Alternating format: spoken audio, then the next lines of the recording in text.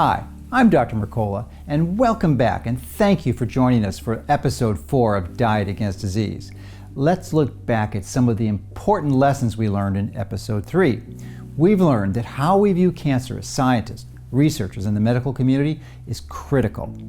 Is it a genetic disease where we have no control over or influence in how it occurs or how we treat it? Simply how we view it can make or break the treatment therapy that is presented to us. We've learned that there is a significant imbalance between those who experience a remarkable and tragic struggle as victims of this disease and the unimaginable profit, on the other hand, that is created for drug manufacturers. Yet, despite exploring the endless frustrations of cancer victims and survivors, there remains very simple solutions that are quite effective in showing exceptional results. While they have remained hidden from the public view up until now, we shed a bright light on some hopeful research and studies on some very helpful and practical alternative strategies. Now, we shift to the next episode that exposes more lies, truths, and hidden gems in the world of obesity, diabetes, heart disease, and even weight loss. We will reveal that diabetes is being successfully treated through a diet discovered over 100 years ago. Why skeletal mass is so important and how you can preserve it and actually increase it. And finally, the top 3 diseases, cancer, heart disease, and diabetes, can all be effectively treated by eliminating inflammatory causing processed foods. And how a popular elimination style of eating has too few macronutrients can actually have a negative impact on your gut microbiome. Finally, you will learn that you have the power to really transform your biology today, not only in you, but also in your children and your grandchildren. I want to introduce you to Gina, an active, healthy woman who struggled increasingly with weight issues and felt so lost and uncomfortable in her own skin. Maybe you can relate. Nothing in my body functioned right. Everything hurt. I literally could not take more than 4 steps without extreme muscle burn. Everyone thought I was nuts. If I went for help, they would misdiagnose me and they would dish out prescriptions for diseases that I believed were symptoms of a bigger problem. So that was misery, to just suffer, and keep getting heavier and heavier. It was very difficult to get through. What are you leaving out? How truly difficult and how painful and how frustrating to be that sick is. It's, ugh.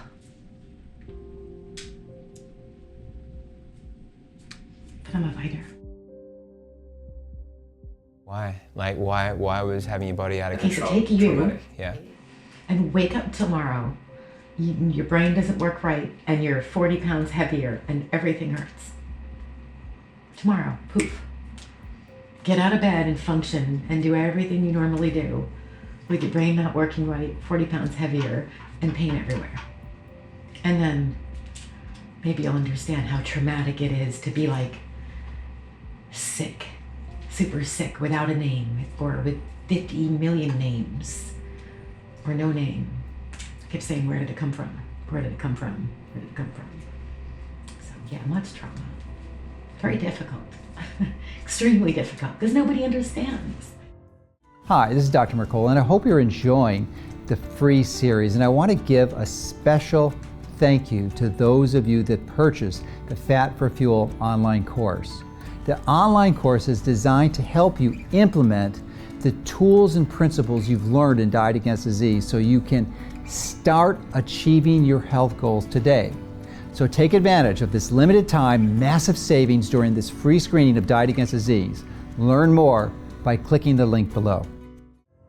Obesity has become one of the big, huge epidemics in our environment, obviously. You've got 1 in 3, 1 in 4 adults, depending on the city in America, that are obese now. You would think that we had figured this out by now as scientists, clinicians, doctors, etc.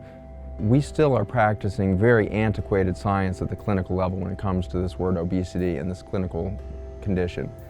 It's easy as a scientist to kind of boil that down to some theoreticals. but very few things are as intense as being overweight or being obese and being out in the community. There are so many really damaging beliefs and suppositions and prejudice against obesity. And you would think that with this many of us obese, that would have really changed. And I think there is definitely a bending of the social norms as more and more people do become obese. You can see it in our models, you can see it even in the social media environment and all this. But nonetheless, for somebody who has to walk out into the world with obesity, it is something that is a really enormous psychological challenge as well as physical challenge. In many ways, I was a different person when I was obese. There's something about starting the day not being able to tie your shoes that just limits your ability to show up and be who you really are. I had failed so many times, and it was such a groundhog day, like a groundhog life, really. Like, I had tried to lose weight. I had been so sincere at each attempt, believing in it wholeheartedly, giving 150% to each attempt, and then saw it work for a little while, and then some kind of strange time warp where a few months in the future, I would be back as fat as ever and having a hard time tying my shoes and not wanting to leave the house, not able to put on clothes and feel good. And having gone through that, not just 5 times or 10 times, but like 20, 30, however many times, just over and over and over again, there was this desperation and this fear, really, that this was my lot in life. No, I was addicted to crystal meth as a teenager, and in my later teens, crack cocaine. Dropped out of high school, lots of drug-induced psychosis. My life got really bad, and I feel qualified to talk about what addiction feels like. And food addiction was worse for me. Nothing is harder to kick than food. And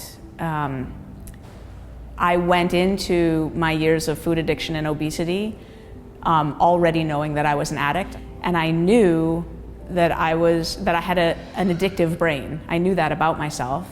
And as I was experiencing my food addiction and my obesity sort of play out, I was seeing it through the lens of addiction. I wasn't naive to that reality. I had been doing modeling and even doing fitness modeling, and I mean, I was really in peak shape, and especially when I'm really peak shape, you have low body fat. Well, I had years prior made the mistake, which I realize now, of getting saline implants, so breast implants. So I'm very open about it now. I've written a book about it, I had a bad manufacturer. The particular manufacturer I had was known for having leaky valves. So it was leaking, and instead of living inside mold was living inside me. So I was getting sicker and sicker within months of having those implants and didn't know, and just continued to kind of spiral downward. So I did get them removed, but not before I gained a large amount of weight. I probably gained 40 pounds within 6 months and I'm tall, but still that was a lot of weight, and especially that it went all around the middle because my cortisol levels were up and I had mold poisoning that was undiagnosed. People would even ask me sometimes if I was pregnant because I was distended stomach and just so many symptoms after the implants. And then we found out from a test that I had Lyme disease from some friends who said I should get a test, but I think it was just the perfect storm. That must have been pretty shocking, to feel the downward spiral for you. And because you had been used to being thin and you were a model, and then you had to adjust to being overweight. And for you, like, was it tough, like, to adjust and to not feel confident in your body anymore? I mean, what was your experience? Yes, it definitely was. And I remember having to go somewhere to try clothes on. Like, I didn't even want to. I don't like to go shopping when I can. I avoid it when I can, but sometimes you're forced to go get outfits for things or events because the pant size had grown so much that I was wearing. And I think that some people could be the weight that I was and be very healthy, but again, for me, it wasn't muscle, it wasn't toned, it was body fat and unhealthy fat around the middle, which I don't think most people really want to have. I had felt so bad for so long, to the point where I really felt like there was no light at the end of the tunnel. I mean, I just felt like there would be days where my energy was so low that I would just kind of almost space out, or like be sitting there and really, if you want me to be, just tell you laid out on the table, where I would be like start drooling and then like come back to, and literally I'd be drooling and realizing, did I black out or something, like with my mouth open? It was that bad. It's terrifying and it's excruciating. You know, you're expected to think clearly when you can't think clearly. You're expected to make good decisions when you can't sleep right, you can't eat right, you can't function right. Your muscles don't work right, your skin doesn't work right, your eyesight isn't working right. Everything just goes crazy. And you're like, wait, what happened? It's, from a healthy point of view, it's easy to give advice, you know, oh, fix it, you know, watch what you eat. So many people are like, calorie in, calorie out, you must be eating horribly, you're doing something. And I'm like, no, I'm doing everything right. I live on raw foods, salads, I exercise constantly, I sleep, I'm healthy, I've always slept. 40 plus pounds of bloating misery later, something went wrong. And I attribute it to the Klonopin. I think it just was the straw from the toxic reaction, and it was very hard. We've kind of beat people up in America saying the reason you're obese is because you don't exercise enough and you eat too much. Well, that's not really the case. The reason we're obese is because we're eating the wrong types of foods and we're addicted to sugar. So once you get rid of the sugar, you realize how much your sugar cravings go down and how easy it is to continue that lifestyle. That's probably the biggest shocker to people once they get the sugar and carbs out of their diet, how easy it is to maintain.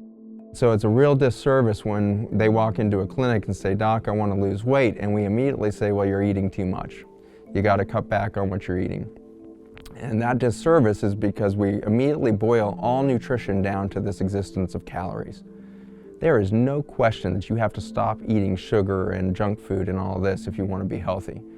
But you have met people who eat sugar and junk food and everything and are not obese. So we need to get over our belief that calories equals obesity.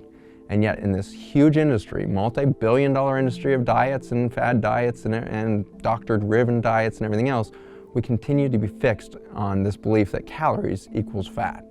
That is not true. You've seen it yourself, you've seen family members live a lifestyle that should, for all intents and purposes, look like obesity is related exactly to the calories they're consuming, and yet they're skinny. How is that possible?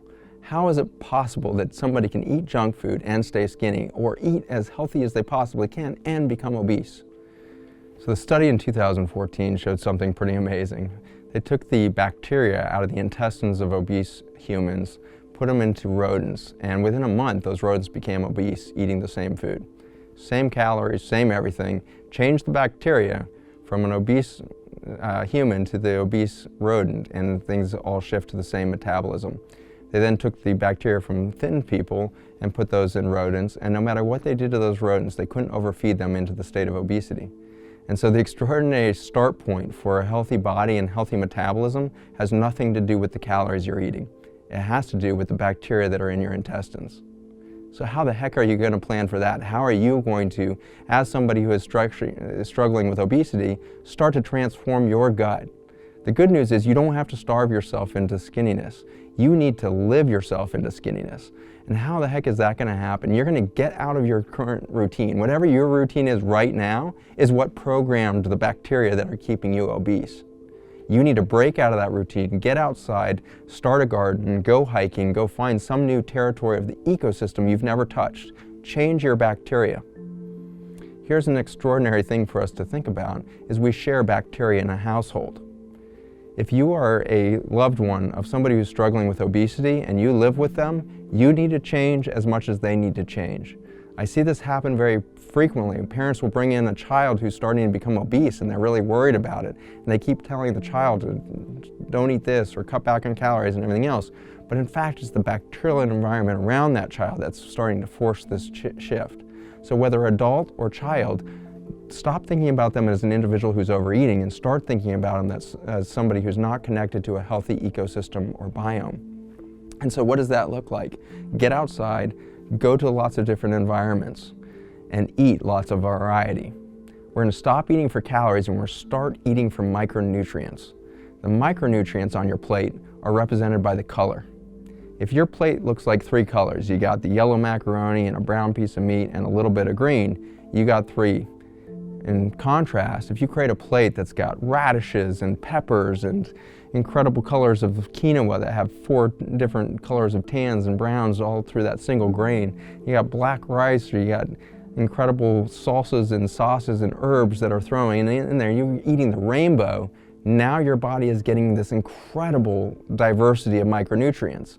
Not only do those fuel your cells for health, each of those micronutrients are importantly going to select for a very specific bacterial environment. And so the more micronutrients, the more color you can get on your plate, the more beneficial and diverse that bowel flora, the ecosystem within your gut, is going to be. And so start really having a passion for the color on your plate. I want you to start to think about eating much like an artist would think about its palette of colors that's going to go onto the canvas. You are painting yourself every time you make a meal. You are painting life and vigor into yourself with every plate you prepare. Think about that for your children's lunches. How many colors are you getting into their lunch? How many colors are you getting onto your plate at night? How many colors do you share with family when you get together? And so challenge yourself. When you walk into a grocery store, you know exactly what it looks like when you go into one of these huge natural food stores that have these extraordinary produce sections that go on and on. It's like an explosion of sensory overload with the color.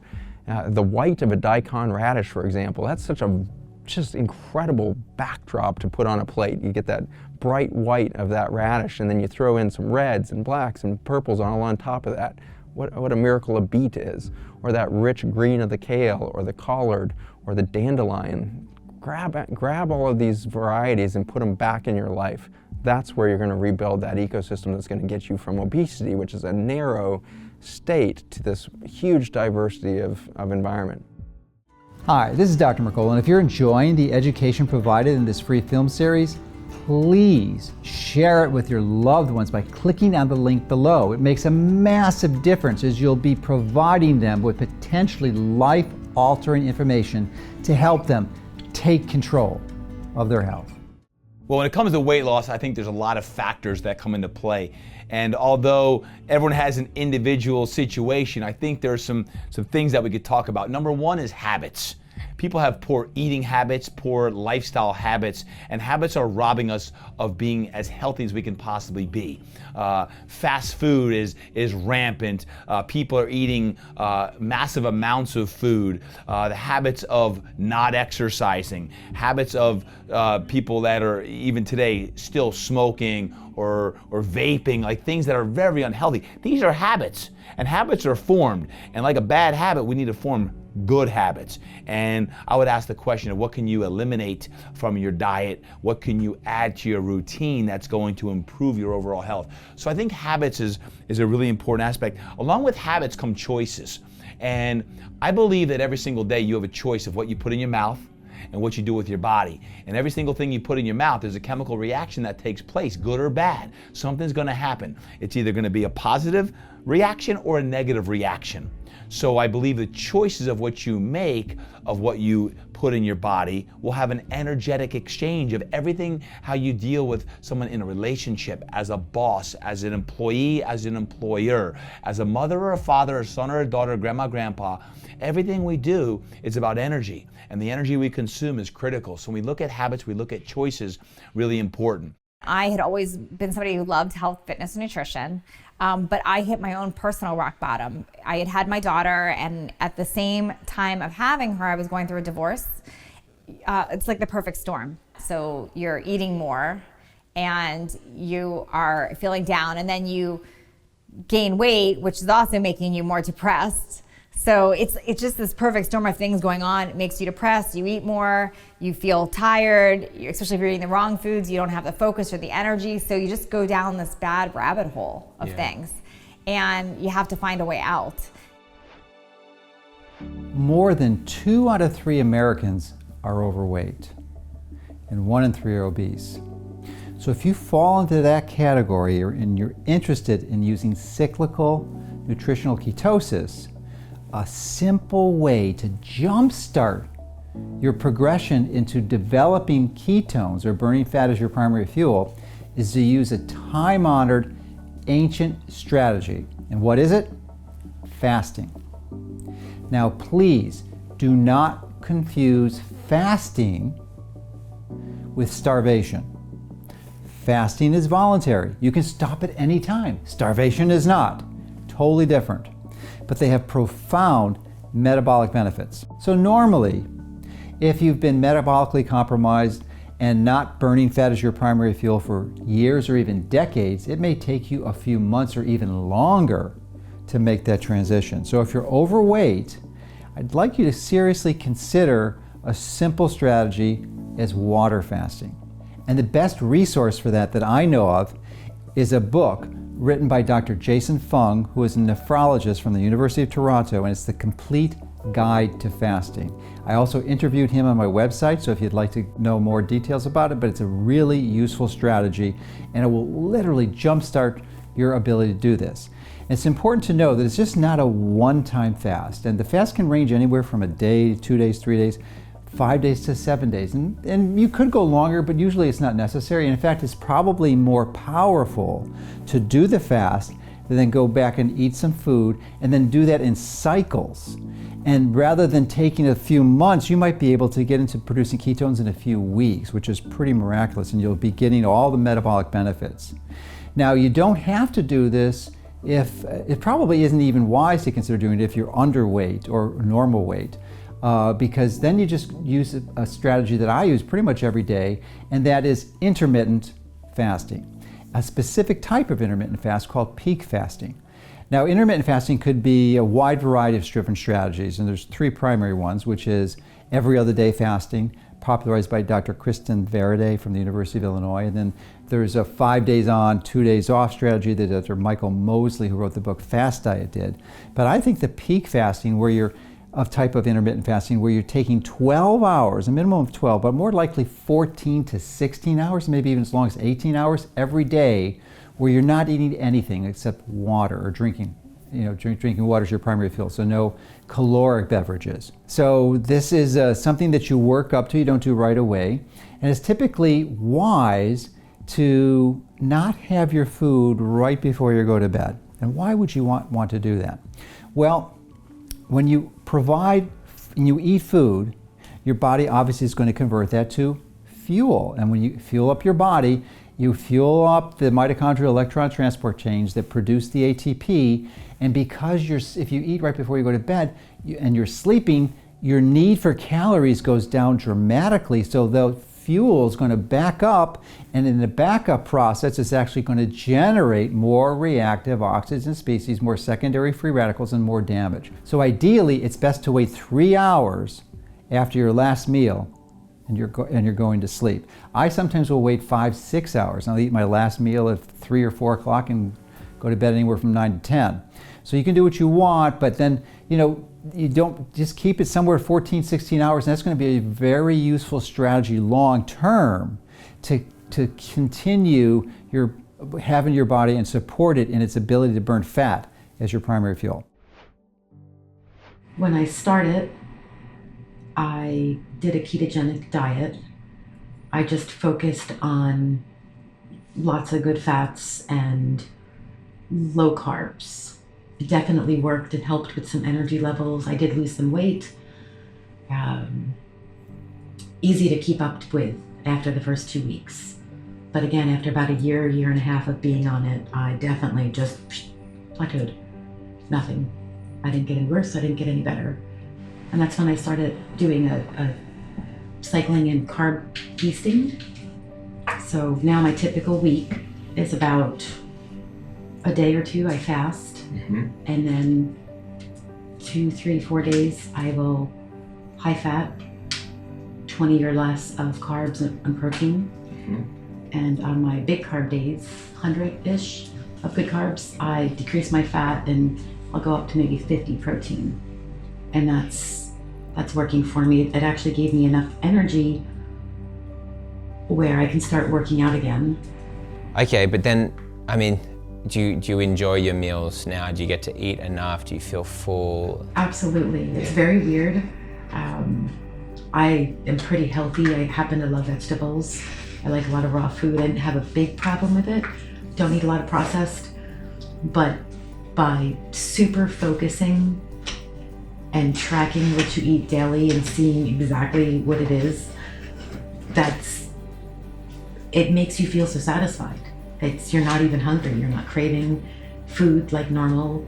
It's like whatever, carbohydrates. I have to remind myself, it's like eat some carbs on my fasting days, because I don't feel hungry. I don't feel the need for them. I feel a million times better. I'm such a fan of the ketogenic diet. And when I tell people that's what I follow, they're like, oh, you're on a diet to lose weight. And I'm like, no, it's not a diet, it's a lifestyle. It just makes sense to me. And I found a really good spot for me. I think each person would have to tweak it, the days and everything exactly for them.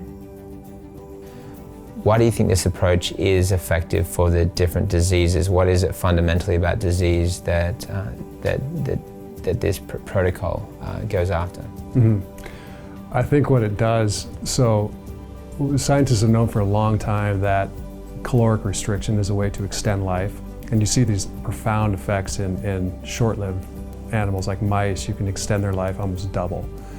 All the smaller metazoa organisms, worms and things, you see this huge effect. Now, the million-dollar question is, does this extend out to long-lived organisms like humans? And we don't know the answer for sure about that, if we can extend lifespan. But what we do know is periodic caloric restriction has got substantial benefits for health span. So every organism has this built-in mechanism that gets tripped that turns on these rejuvenating cellular abilities. It enhances antioxidant production, increases what's called autophagy, which is the digestion of defunct cellular debris within the cell. So it's this kind of cleaning house mechanism that's intrinsic to us, and it just has to be tripped. The problem is now our society is so flush with food and wealth that most of us never get into that state. We just continue to consume, and we never trip these, internal housekeeping abilities of ourselves. So I think just in general that's what's led to this diabetes epidemic and this probably what you call this general state of poor health in Western societies. And there's so the holy grail of all this is not to keep people in this sustained, restriction state, but to find ways to shortcut this. And so that's why, the ketogenic diet is a way to not take away energy, but to maintain the fasting state or the calorically restricted state, sort of trick the body into doing that. So that's what we're learning, is what's the optimal way to do this and what can we get away with where people don't feel like they're deprived, at any given time. With the help of Joe, or Dr. Mercola, I call him Joe, I was able to get on the ketogenic diet, and within 90 days I went from probably a size 14 to a size 6, under 90 days. But not only that, when I switched the diet, I immediately saw my body change, more muscle tone, and it changed. It really was changed almost overnight, so I was very fortunate. And that was 4 years ago, and I have kept the weight off ever since. So that's the hardest part. Sometimes people will yo-yo, but I was successfully able to now for 4 years eat, I still eat carbs, but eat more fat in my diet, which I think previously I had been avoiding and been misinformed, thinking like I didn't want to eat the higher fat. But also I felt better. Really, more than the looking better, the great part was feeling better. And it's such a drastic difference in such a short amount of time. I don't think people realize that you can eat healthy, delicious foods and eat more fat. And also people don't always believe it, because I think we've kind of been brainwashed for so many years, whether it was the sugar industry talking about that you had to eat low fat, And there's still people who daily will say to me, because I get a lot of people who write me, and they'll say, I'm eating low fats, and I'm thinking they don't get it yet, that they can eat higher fat diet, depending on what type of fat it is, if you're eating the good fats, and that they can actually lose weight. I didn't believe it. It took, because I think for so long I had been programmed to believe that the fat would make me fat, when that wasn't true at all. Oh yeah, there were some who would listen, men and women, and some still don't. Some still don't listen. They will eat the lower fat, and they're eating a lot of high carbs, pasta. They're eating, I would say the cookies, cake, crackers, pizza, pasta, and they don't understand, but they think they have to count calories. So they're, even my own family members, they're thinking that if they eat lower calories, it'll be okay, and that they don't want to eat the high fat. But I think now, yes, some of my family has listened to me, or my friends, women, men, and that they're seeing huge improvements once they're opening their eyes to it and realizing that this is kind of been this myth for so many years that a higher fat diet was going to make them fat. Have you seen that, where people, like, the light turns on and it's like, what? It doesn't have to be this hard. It's not supposed to be hard. It's supposed to be easy. It's supposed to feel good. I'm supposed to be nourished, and I'm supposed to get results quickly. Is that something that you saw in your own life around you? Oh yeah, and not only with some people around me, not only with the weight loss, but they're changing their bodies, but with having had autoimmune diseases or cancer diagnosis, but also online, since I get many emails sent in to me, and of course I can't treat or diagnose, but I will just send in my book. It's free on what I did and how I ate differently. And yeah, it's amazing when you'll see people say, wow, I had this disease, or, lupus or Lyme, or I've been diagnosed with all these different autoimmune disorders, or they can't figure out what it is, and when they really change their diet, that it does make a huge difference. And I feel like it is nourishing and always organic, of course, and I do love what I eat. But what is the old phrase? I think in the past I used to live to, in some ways I would live to eat, and now I eat to live. My name's Niki Gratrix. I'm a nutritional therapist, and I specialise in mind-body illnesses. So ACEs are adverse childhood experiences, and the ACEs study started in the mid-1990s, and what the researchers were looking at is the correlation of emotional trauma in childhood and illness onset in adulthood. And really the study was phenomenal. It's one of the most underexposed studies done in medicine, and it really demonstrates that emotional trauma is one of the most underexposed epidemics that is underlying and is one of the root causes of chronic illness. So originally the study was done by the CDC in Kaiser Permanente, and they were looking at 17,500 adults. And the results were pretty staggering and stunning, and even the researchers were amazed by the results. So, for example, if you had a high level of ACEs, these adverse childhood events, you had an increased risk of 7 out of the top 10 causes of death.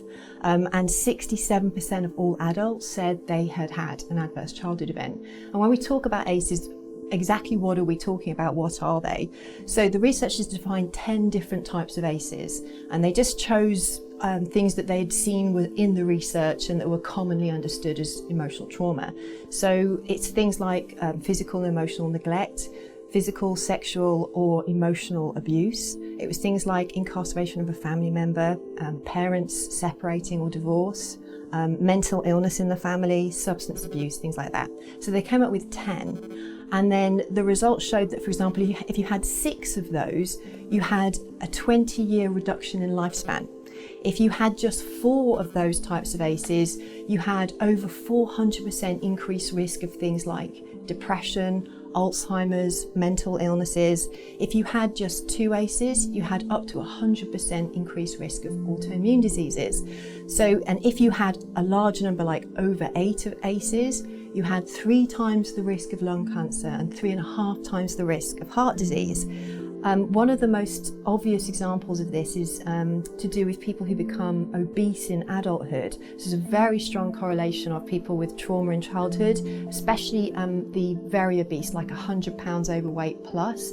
The number of people who are morbidly obese, who have been either sexually abused in childhood or have physical abuse in childhood, is staggering. And it's interesting that the original ACEs study actually started in a weight loss clinic. It was at Kaiser Permanente, and the researchers there were working with people who were very overweight, and they were putting them on a great diet plan, and they were doing weight great, the people were losing weight, but they had a 55% dropout rate. And the researchers were wondering what was going on, why was this happening?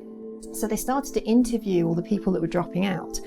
And by mistake, they actually found out that a high level of these people were reporting abuse in childhood. And for example, one woman summed it up when she said, the reason that I'm overweight is it's a self-protection mechanism from unwanted male attention.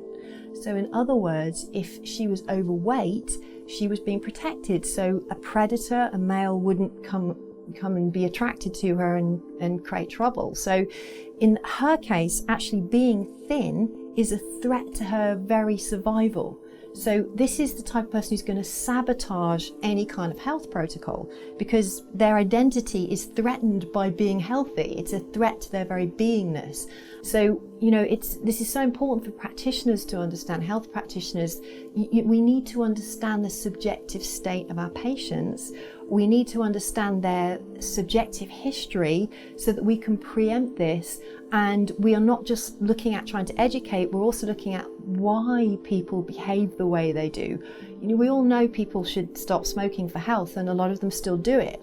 The same as drug addicts, the same as alcoholics. So it's not the piece of education needed. Everybody can say stop smoking. You can tell somebody who's overweight, you could ask them what healthy foods they should be eating. They'll probably know exactly that vegetables and fruit are healthy, but can they do it? Because so much of food is emotional eating.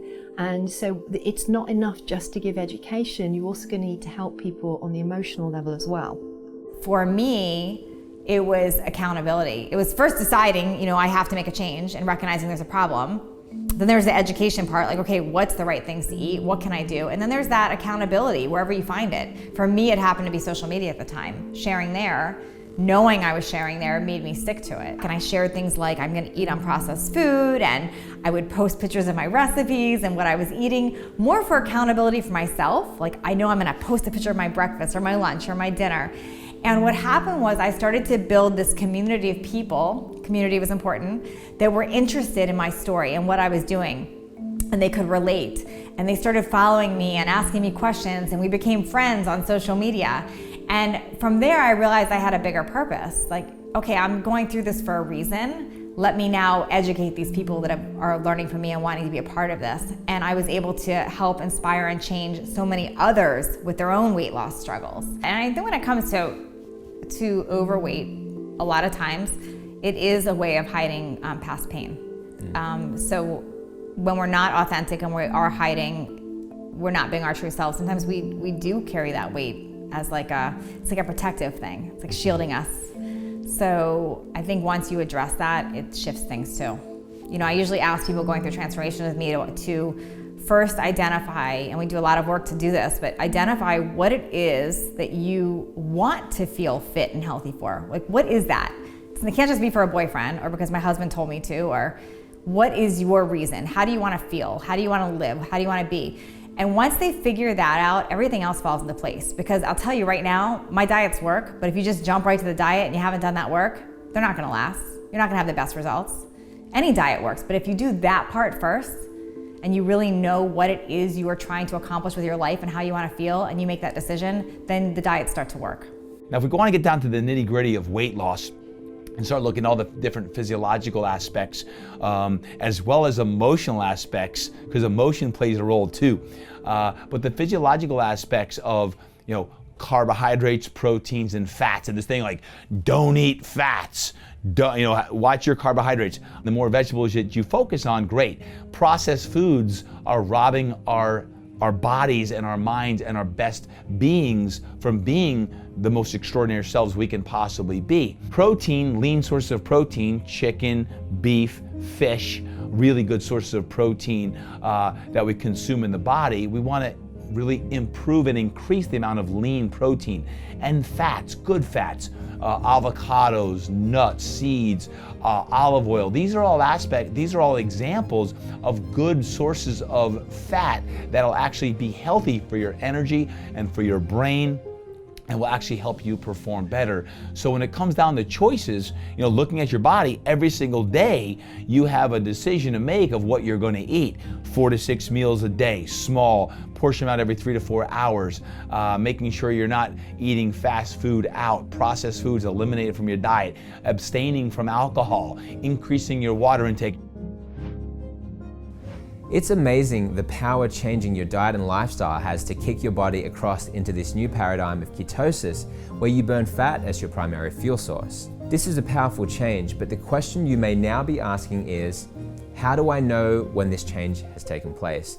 Dr. McCullough has a few simple strategies that you can use to know for sure. How do you know if you're making ketones?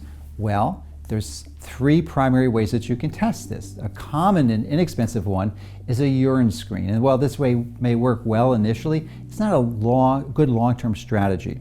And it becomes less accurate the more you are able to burn fat as your primary fuel. So the most accurate way to check for ketones is by checking your blood. No question it's the most accurate. The problem is that you have to stick your finger with a needle to get the blood sample, and the test is somewhat pricey. Most of this, the primary one that people use is the AccuCheck, and it will check glucose and it will check ketones. There's 2 different strips for that. It doesn't measure it on the same strip, so you need 2 different blood sticks. But the ketone strip is a little expensive. It's like $4 for 1 strip, but that will give you the most precise, the most accurate one. There's a little art to it, so it's a bit frustrating sometimes until you pick up the skill set of taking the blood sample, that you might waste a few strips, which becomes frustrating when the strips are so expensive. But anyway, that is the best way. A less expensive strategy, if you're going to do it long term, is a device that measures breath acetone, which is one of the 3 ketones.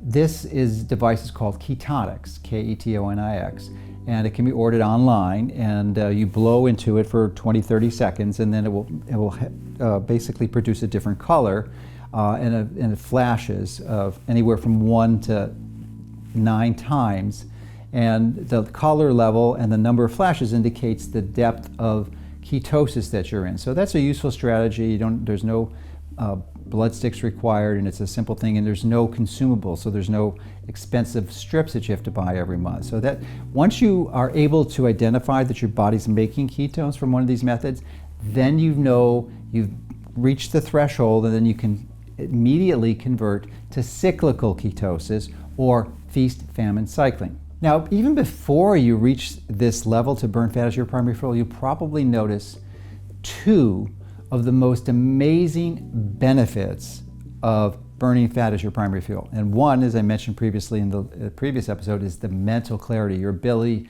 for you to remember things and to have mentally focused and sharp. But what's most shocking, surprising, and almost universally consistent is the freedom, and I do mean authentic freedom, that you have from cravings, especially sugar and junk food. They just disappear. And I've been passionate about using nutrition as a primary tool for myself and for my patients for decades. And I've never, until I started implementing the strategies that are discussed in Diet Against Disease, I never experienced this previously. It really is nothing short of magical when your cravings authentically disappear. Right. But that's the beauty of metabolic therapy and nutritional ketosis, is that once your body has transitioned to the point where you're burning fat as your primary fuel, there's this magic that occurs in your brain, and this desire, these cravings are radically suppressed to the point where it's not an exercise in willpower or discipline to refuse those. Because if you're burning carbohydrates as your primary fuel, then it is. But that transition makes it easy. So you just walk away and say, fine, I used to like it, but I don't need it anymore.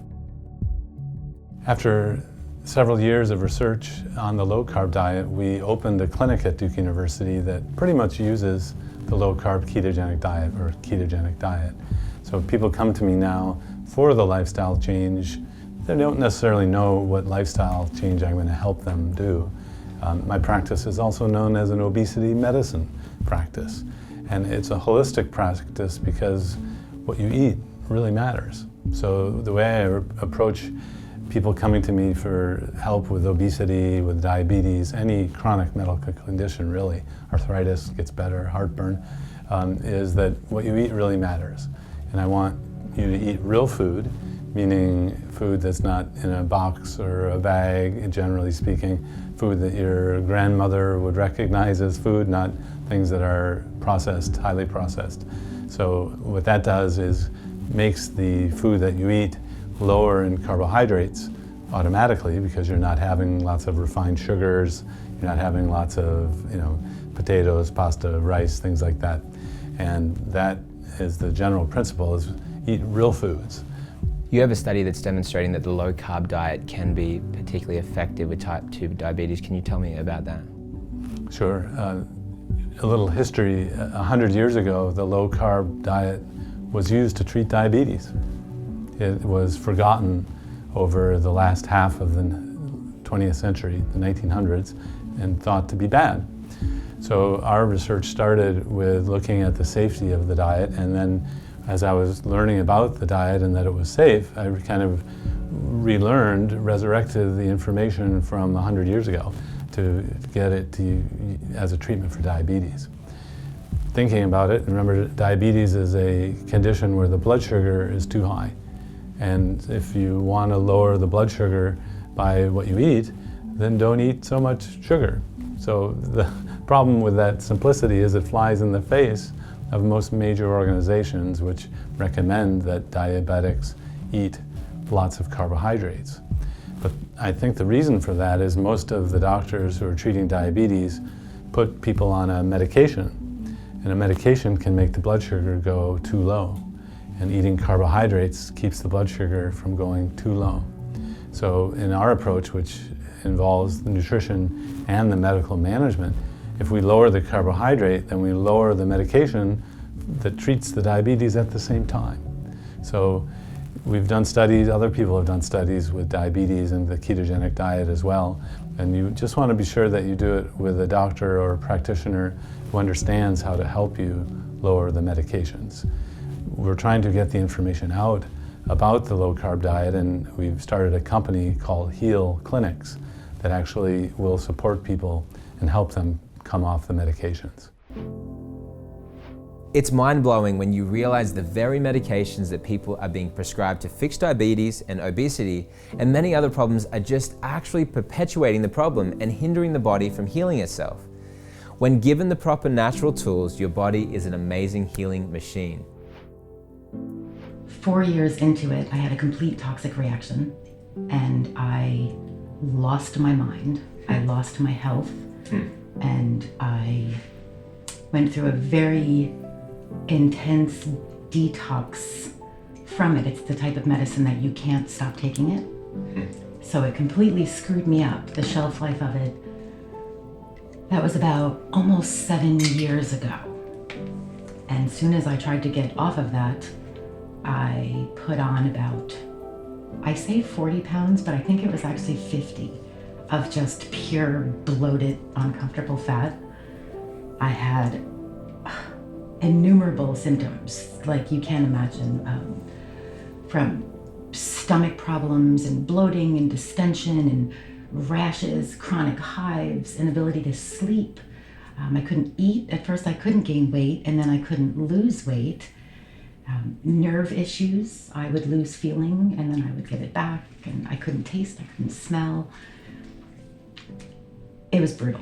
It was very brutal. And the more I tried to be healthy, the sicker I got. And the bigger I got, and the more I bloated. So that when I went for help, I was diagnosed with a million different things. I was misdiagnosed with a million different things. From RA to anxiety disorder to depression. The list just went on and on. One thing that I did test for is severe adrenal insufficiency, which didn't help. I'm 49, so I'm also menopausal, which didn't help.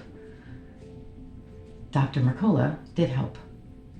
And it was a start of about 3 years ago when he got me started on a ketogenic diet, which helped a lot. It really did. Well, my background as a medical doctor was focused on medications, and that has its limitations for chronic diseases. In fact, the medical approach to the treatment of chronic disease really has failed us.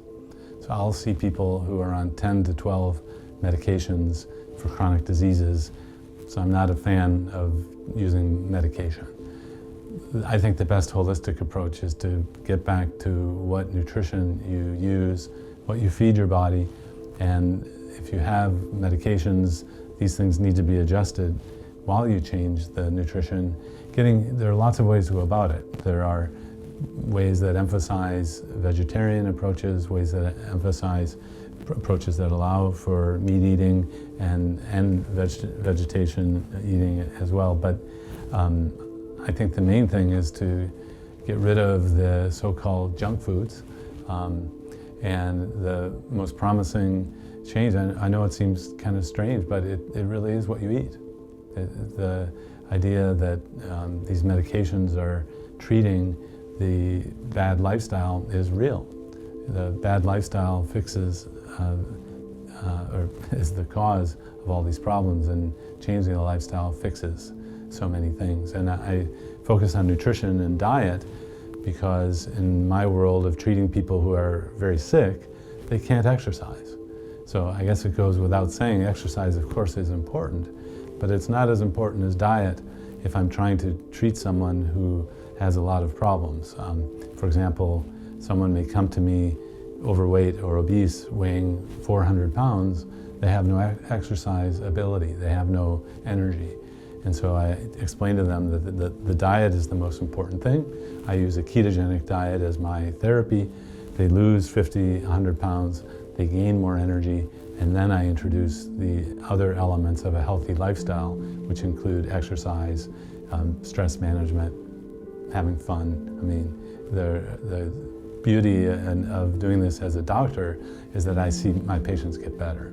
And we train lots of doctors around the country at the Obesity Medicine Association. It's a place where doctors learn how to help people lose weight using tools of obesity medicine, which most doctors don't know. So it's actually a very gratifying role as the doctor to see the patient get better. And what's that like for you, seeing that? Seeing people, like, because do you see people face to face that have recovery? Yeah, so I'm in the clinic 4 out of 5 days at a university practice, and I would have to say my enjoyment as a doctor went from I really was just seeing people get worse, giving medication, to now I see people get better. It's very rewarding as a doctor. If you wanted to go into medicine or a health field in order to help people and see them get better, then this is for you. Use the ketogenic diet or some other obesity medicine sort of practice or a holistic approach, because people can get better and it is a lot of fun. Start by the simple things. Get rid of the table sugar. Take it off the table. Put it in the cupboard. Don't buy a new bag. Okay, so you're going to still eat a donut or a cupcake or something like this, or you're going to go and have dessert after a meal at a restaurant and so on. But try and cut down on the intake, because without the exercise, when you add the refined sugar and you reduce the exercise, you put a much bigger demand on the insulin. So we've got to get rid of the pop drinks, the soft drinks, the refined sugar as much as possible. And starting in teenagers, starting at 30 years old, starting at 50 years old, start at some point. It's like stopping smoking. In fact, that's definitely the first thing to do. Is you've got to figure out how to stop smoking if you smoke. And so those are the preventive measures that are the most important ones. By moving, you're going to improve your insulin. You're probably going to reduce your blood pressure without drugs, because a lot of the drugs that are being used for hypertension and for diabetes also increase, in fact, the chance of getting Alzheimer's disease, or they put a little more pressure on the brain, if you will. So if you can get through middle age with drug-free, then that's a big step in the right direction. And how do you prevent yourself from getting hypertension in your 50s or 60s? You do a little more exercise. You try not to gain weight. Or you try to keep a stable weight. If you're 10% overweight or 20% overweight, the issue is not to yo-yo up and down, to go nuts about your diet for a month or 6 weeks or 6 months and then give up. It's like buying a treadmill to put in your house, and you're religious about using it, and then you forget about it and it gathers dust. You've got it. It's these approaches that are sustainable that are going to make a difference. It's not for today. It's not for tomorrow. It's for the rest of your life. Your body's literally starving when you're obese, and that's why it's compelling you to eat more, because it can't find the nutrients it needs because the bacteria are not there to feed it. And once the nutrients do get there, your metabolism is so used to this starvation state, it's not putting those calories into muscle, bone, brain, it's putting it into fat storage. So any calories you do consume are being stored away as fat, which is a safe depot. If you're starving, if you're in a famine state, you do want to hold on to some fat. But here is the reality, is we are eating in an environment that is calorie rich, nutrient disappeared. How did the nutrient disappear from our food? How did we now start eating food that had no nutrients? Of course, it started with just processed food. In the late 1880s, we started processing wheat differently than we had ever done before. We went to steel grinding and got all the fiber out of it, and we started getting this bouncy, soft bread, things like that. And that continued over the course of the next 100 years to this incredibly bizarre chemical food chain we have. If you define food as something that comes out of the earth and then is then put on a plate, we only eat maybe 40% at best of our calories in food. The 60% or more is from chemicals that we've invented and processing techniques that we've invented to take what used to be a healthy food source and turn it into something that really doesn't even resemble food. Chicken McNugget doesn't even have any chicken in it anymore. It's just, we have these bizarre states of food that we consume. And so that was step one, was processed food. Step two of the loss of nutrients that used to keep us healthy was chemical herbicides. The weed killers that we grow our food in now. The most famous one, of course, was Roundup. Roundup led to the genetically modified crops that were Roundup ready. We genetically modified these crops so they could handle this weed killer. We now spray somewhere between 2 and 5 billion kilograms of that chemical worldwide. And so with that much toxin in the environment, you have to know that that is playing a role in the loss of nutrient from your food. How does it do that? Glyphosate, the active ingredient in Roundup and almost every other weed killer on the market now, is actually responsible for blocking the pathways within the bacteria of the soil, the plant, and your intestines from making the medicine of food. Let me say that again. The chemical is blocking the ability of the environment, the soil and the bacteria within it, to make the medicinal quality of the food itself. This family of compounds is called alkaloids. The alkaloids are anti-cancer, anti-asthma, anti-allergy, anti-hypertensive, anti-diabetic, antidepressant. I mean, it goes on and on. Every disease epidemic we have right now has an alkaloid within the food chain that treats it. But we put, starting in 1976, this chemical into our food chain that blocks the ability of us to make this stuff in our food. So we are eating kale and superfoods all day long that, if exposed to this chemical, never developed this medicinal quality of our food. For 5,000 years, medicine is famous for saying, "Let thy food be thy medicine." Hippocrates himself, the father of what we consider modern medicine, and way before him, the famous Chinese medicine philosophies were saying, "Let thy food be thy medicine." In the last 50 years, we've developed an environment where our food cannot be our medicine anymore. It has been starved, it has been raped of its own nutrients that would be the medicines of the future. We've taken it out of the food chain and we've turned to our pharmaceutical industries to offer those drugs back to us in the form of non-natural chemicals that are then obviously riddled with the side effects that we see every day in clinic. And so what an amazing journey we've had. So how do we get that back? Can we get it back?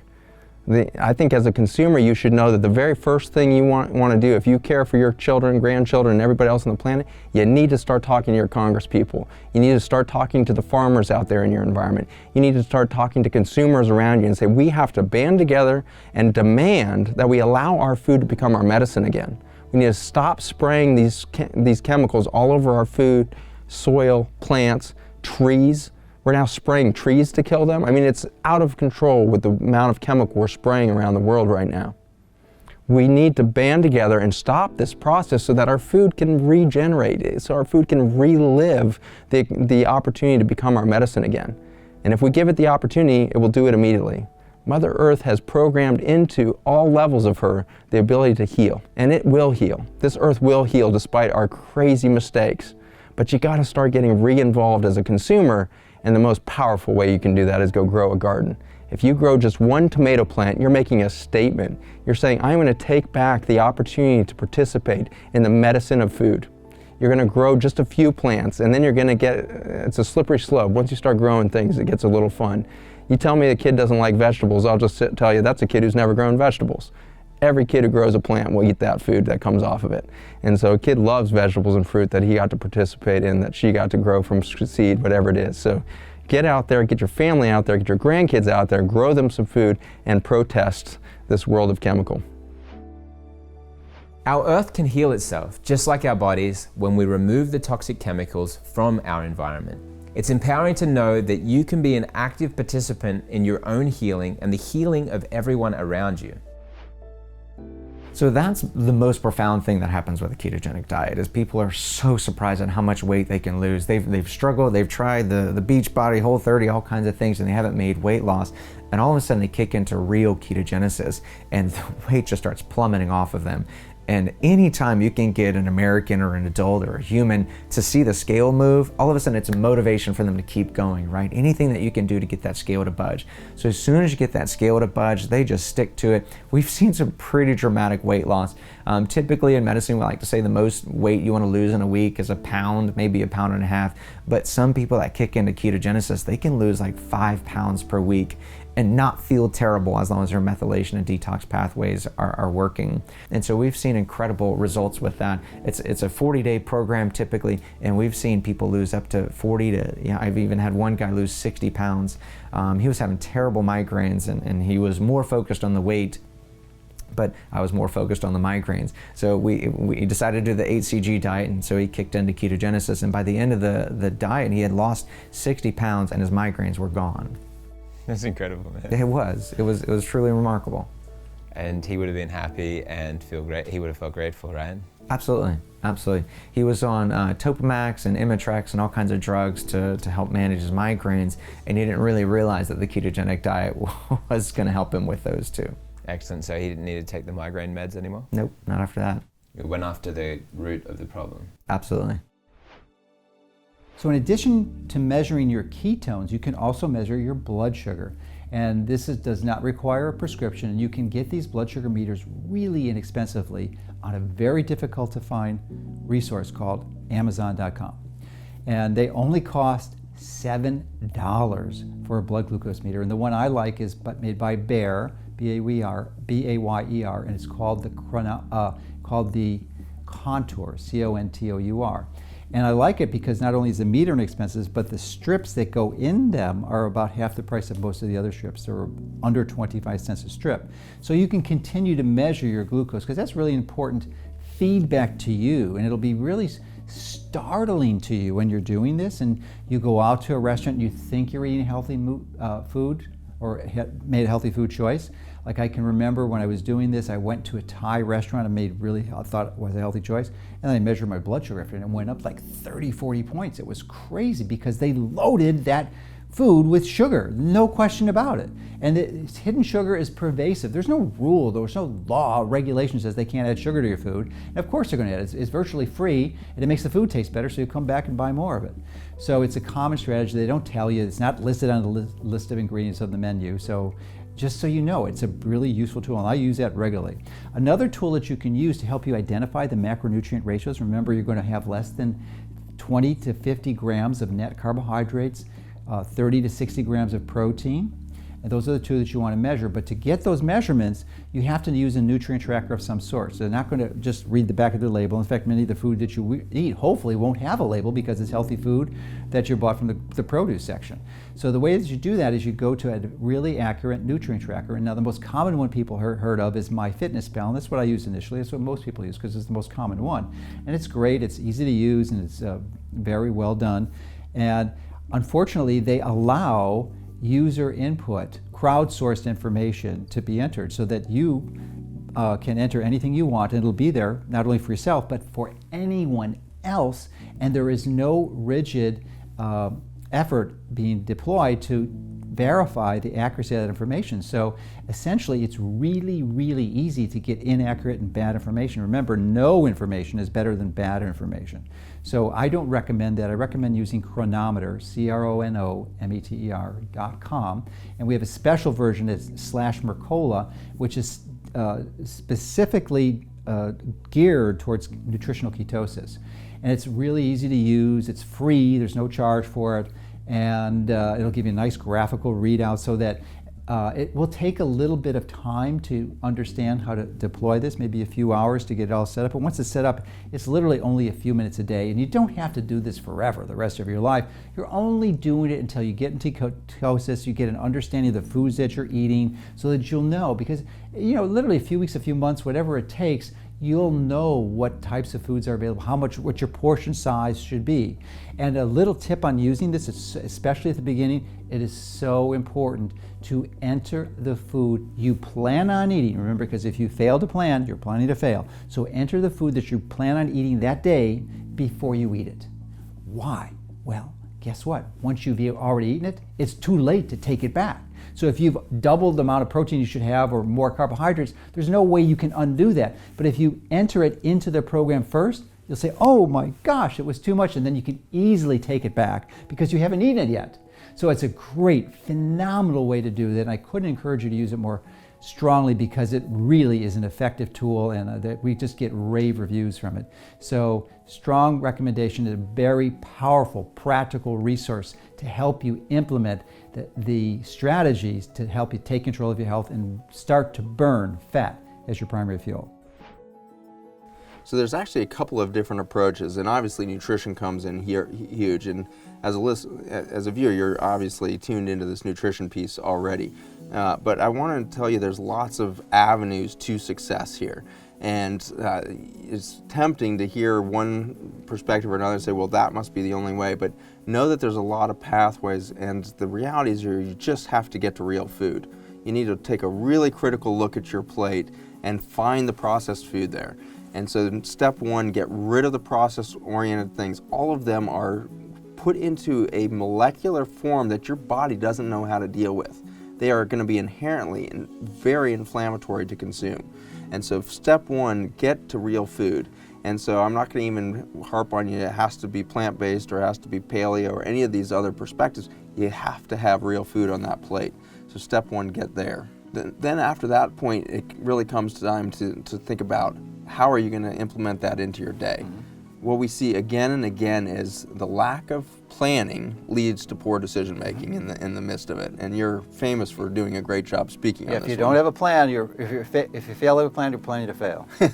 That's it. And so whether you're at home, on your way to work and you're packing that lunch, or your kids are on the way out the door and you're packing that lunch, your job is to really prepare well. And for me, that means prepare the day before. Because if I wait to the last second, I make poor decisions because I'm stuck. I didn't have the right things in place or whatever it is. So planning ahead is obviously key to success in a lot of fashions there. And then the last caveat on if I'm planning, what am I planning for? The nut in that one is really the diversity. And so you want to get as many colors on the plate as you possibly can. You want to get as many types of food onto that plate as you can. I'm very nervous about this trend that we have of elimination diets. Everybody's gluten sensitive and nut sensitive, and you start getting down to just a few macronutrients that these consumers are eating. That makes me very nervous because I know it's having an impact on the bacterial diversity in the gut. You eat narrow, you'll live narrow. And so getting that diversity back in there can be challenging initially because you got to regrow the bacteria that are going to handle those nutrients. So a lot of my patients coming off of those narrow avoidance types diets are going to have a little bit of a challenge. So if you're in one of those, it's kind of eliminated almost everything, you're going to need to push back into that diversity and do it in a measured fashion. That's how you're going to avoid collapse. And so if you've been avoiding all grains, do your research, look it up. What are those historic grains that humans have lived with for thousands of years? Things like amaranth and all of these incredibly diverse grain families that are just not even recognized in our modern food day. Go after those, and go after them in small amounts. And so don't eat a whole meal based on these new grains. Go after them in small doses. So reintroduce a vegetable you haven't had in a long time. You can walk down almost any vegetable aisle and be like, oh my gosh, a daikon radish. I didn't know that was what that giant white carrot thing is. And so go after those weird things on the grocery store shelf and say, I got to diversify here. I got to get some more change in my life. And that plate is a great, powerful way to do it. And the key thing is when you do this and you're burning fat for fuel, you're not having those cravings that disappear. So you're able to implement this in a really effective way. Huge. It's fantastic. You guys are going to go grab health on your own. Go after it. You have the power to really transform your biology today, not only in you, but also in your children, your grandchildren. The genes that you're going to turn on by eating the right things today can be programmed out generations of success in the future. So it's empowering to realize that we have the ability as consumers, as food planners, as food eaters and shoppers, we can change that whole environment. The farmers are going to have to respond to you. The legislative bodies are going to have to respond to you. And so it's really a matter of just grabbing your own potential here and become that force of change.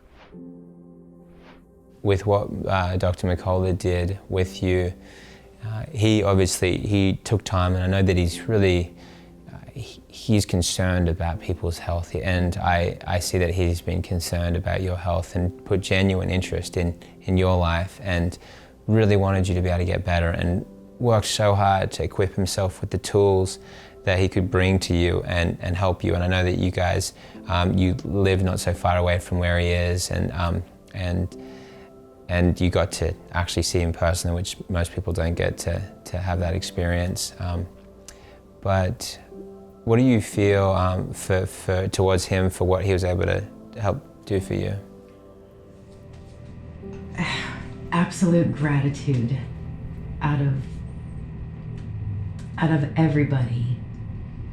He took the time to say, I think I can help you.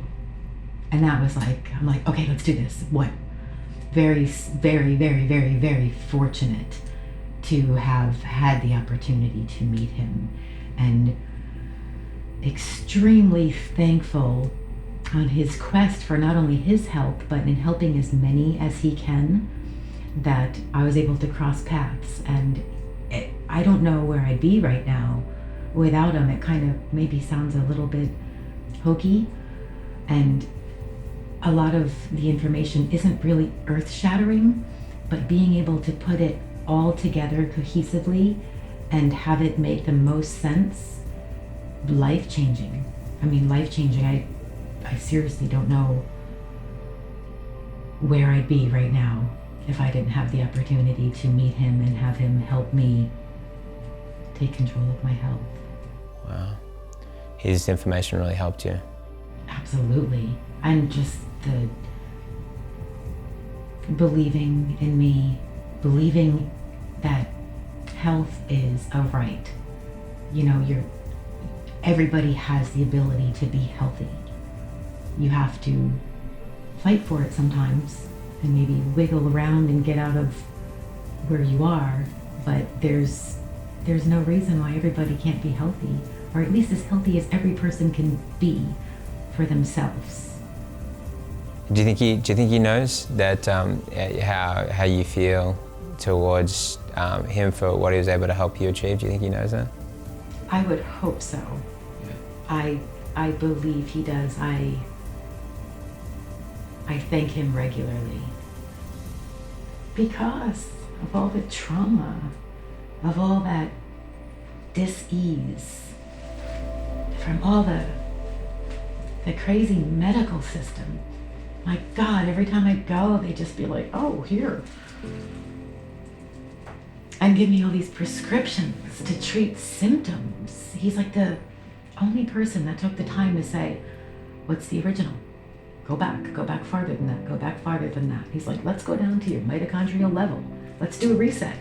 Let's start over and build you up from the inside out. And I'm like, okay, makes perfect sense. So that's what we did. And you know what? It's working. It really is.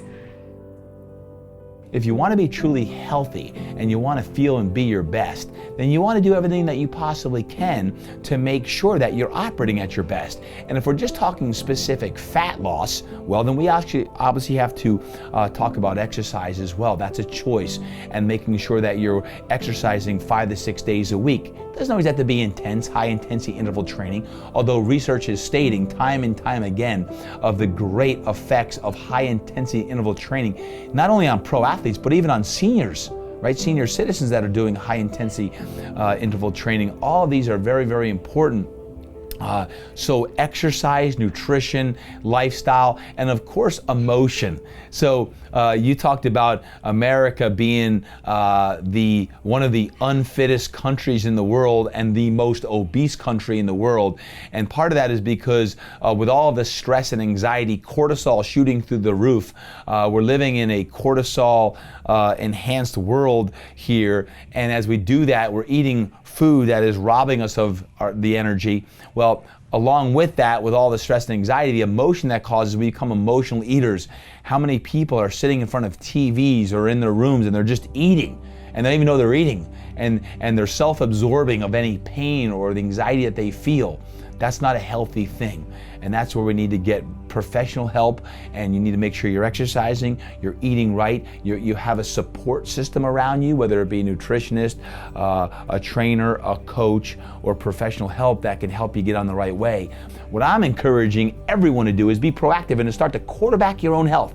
Quarterback your own health before the problem starts. Like today. Like today is the first day of the rest of your life. And if you truly want to be special, then get off your duff and start to work out. Start to eat right. Don't eat the stuff that you want to eat every single night because you're just mentally weak and you say you need that. You don't need that. That's willpower. And surround yourself with people that are going to support you. Maybe you need a coach. Maybe you need someone to hold you accountable because you're not showing up at the gym when you're supposed to be showing up at the gym, or you're not eating the way you want to eat. Maybe you need the help of a nutritionist or someone to help cook meals. Then do it.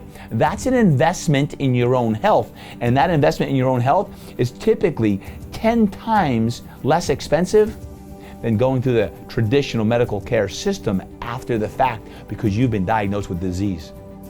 So I do a lot of online coaching with people. The biggest transformations occur in different areas of people's lives. So when they start to lose weight, they tend to feel more confident and they start working on their business or they do things that they normally wouldn't do. So that's the advantage of like losing weight. It's not just about health, it's other aspects of their life. And so they can be a more productive member of society. So that's one of the things that, again, because we're incorporating, in the programs that I like to teach, it's not just about keto and low carb diets. It's like, we're talking about circadian rhythms, we're talking about detox, we're talking about exercise, stress management, sleep, like all these elements that comprise our resting metabolic rate and our ability to burn fat or store fat we're working on. So then people have these sweeping lifestyle shifts and they feel more awake and alive, in their lives, right? So more grateful, more opportunities. So that's what I've seen with a lot of my clients is just different changes in that regard. My rational thinking doesn't mean anything to corporate profits and bottom lines and hospital revenues, right? The hospital has to keep its doors open. Some of these procedures are so profitable, the hospital can function. I had one guy tell me one time, if this metabolic therapy comes to the time, we have to close these hospitals. We can't keep them open. So they said, this is why it's very dangerous. And I said, dangerous to who? It's not dangerous to the cancer patient, it's dangerous to the profitability of the hospital. Well, as someone who did go into medicine with an altruistic desire to help people, the tools we were given have lots of limitations, and basically the tools are medicines. Some of the medicines cause the problems themselves, so you're using medicine to treat the medicine's side effects. So I don't make excuses for medicines anymore, but I think a lot of doctors become frustrated because they don't see improvements in their patients. They want them, but it's because the tools they have don't work well. Well, I think, there's across the board so many types of exposures over the course of our lifetime, every single day. Every time we eat food that's been grown conventionally, it's been sprayed with pesticides. Every time we drink out of a plastic bottle or a plastic cup, there's chemicals that are leaching from plastic. Every time we put something on our skin, whether it's a lotion or certain sunscreens, they all contain ingredients that disrupt the endocrine system, that add chemicals that seep into our system, the water we drink, the exhaust fumes from cars, the exposure to certain metals. So over time, if you begin to change the way you eat, if you begin to add just a few things to help your body detoxify, then literally the weight starts dissolving, and maybe not just the weight. Some people's diabetes has disappeared along with those fat cells as gently the toxins move out of the body and the fat moves with it. I think the most important part is becoming aware of what chemicals, what metals, what toxins that the body doesn't want to deal with are in your environment, which can you easily avoid or substitute out, and then make space for your body to do what it does well, which is right the ship, rebalance itself. And it can do that if we start removing what's getting in the way.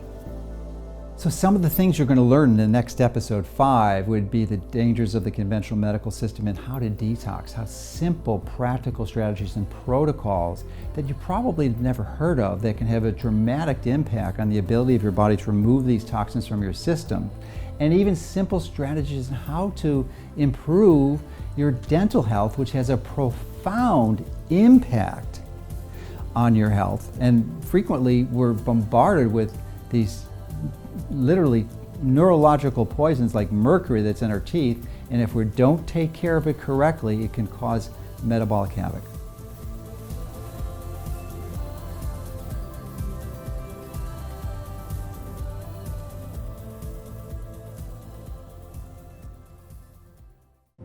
Hi, this is Dr. Mercola, and if you've enjoyed the Diet Against Disease series, then I know you'll love to take the next step on your journey to optimal health. My new online course based on my best-selling book, Fat for Fuel, will help teach you to do just that. You'll learn how you can help implement the things you've seen in Diet Against Disease series, like the cyclical ketogenic diet, removing toxins from your life, and restoring your microbiome, and so much more. When you purchase the course, you'll gain immediate access to 7 comprehensive lessons that teach you the keys to help fight chronic disease, help manage cancer, and optimize your health. The knowledge from these courses has the potential to help change your life and empower you with all the tools you'll need to implement a healthy, disease-fighting lifestyle for yourself. Normally, this course costs $299, but if you act today, you can get it for the limited time discount price of just $199. All you have to do is click the button below and sign up today. By doing so, you will be taking an important step to help you and your family take control of your health. If this documentary series has had an impact on you and changed your thinking about diet and disease, then we ask for your help. Please consider supporting us in continuing to get this message to the world. You can support us by owning our collector's package. This will give you an all-access pass to our exclusive 12-part modules featuring never-before-seen footage as well as detailed diet information, weight loss, and aging solutions in this step-by-step blueprint designed to protect your health. This really powerful package is also perfect for those who want to use our detailed program for preventive, proactive measures. So by owning the Diet Against Disease Blueprint today, you'll also unite with us in our mission to save even more lives as we donate a large portion of all sales to charities, including Dr. Seyfried's groundbreaking cancer research, which could change the way the entire world treats cancer. And literally, at least in the United States alone, cut down on 1,500 needless deaths from cancer every day. Together, we can make a difference and begin solving some of the world's most frustrating and devastating medical issues with sound, natural, safe, effective, low-cost health principles. So take action now, and let's help you live the life you envision for yourself and the benefit of your loved ones.